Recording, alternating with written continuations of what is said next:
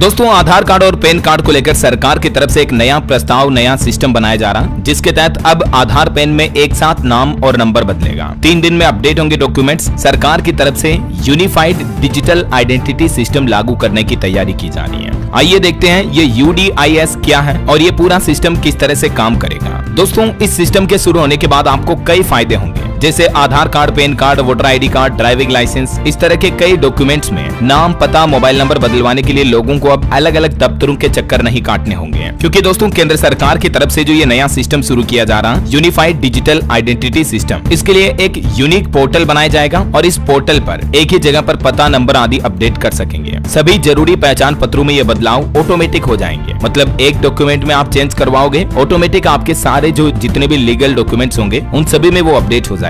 अब समझिए ये पोर्टल कैसे काम करेगा। इस पोर्टल को इस तरह से डिजाइन किया जा रहा है दोस्तों कि आधार, पैन, ड्राइविंग लाइसेंस और पासपोर्ट जैसे सभी पहचान पत्र एक साथ इंटीग्रेटेड रहेंगे। बस आपको कोई अपडेट करना तो उसके लिए पोर्टल पर जाकर विकल्प चुनना होगा, जैसे कि आप अगर मोबाइल नंबर बदलना चाहते हैं तो उसके लिए अलग विकल्प होगा, अगर आप अपना पता, एड्रेस बदलना चाहते हैं तो उसके लिए अलग विकल्प होगा। फिर आपको संबंधित जरूरी दस्तावेज यानी डॉक्यूमेंट अपलोड करने होंगे और 3 दिन के अंदर 3 वर्किंग डेज के अंदर सभी दस्तावेजों में वो जो आप अपडेशन डालोगे वो ऑटोमेटिकली अपडेट हो जाएगा। फिर आपको नया पहचान पत्र कैसे मिलेगा, तो इसकी जानकारी समझिए आप। बदलाव के साथ ही नया पहचान पत्र हासिल करने के लिए भी इस यूनिक पोर्टल पर आपके पास एक विकल्प होगा और उसके लिए आपको कुछ शुल्क पे करना पड़ेगा। फिर आप नए डॉक्यूमेंट के लिए आवेदन कर पाएंगे। जैसे अभी आधार कार्ड पोर्टल से आप PV से आधार कार्ड मंगाते हो, 50 रुपए शुल्क देना पड़ता है ना, ठीक वैसे इसमें सिस्टम होगा। 7 वर्किंग डेज के अंदर नए अपडेटेड के साथ पहचान पत्र डाक के जरिए लोगों को घरों तक मिल जाएगा, या फिर जो कार्यालय में जाकर पहचान पत्र हासिल करना चाहते तो उनके लिए भी अलग से विकल्प होगा। विकल्प चुनने के बाद उन्हें मोबाइल पर अपडेटेड पहचान पत्र पाने की तिथि और समय का पता भी मिल पाएगा,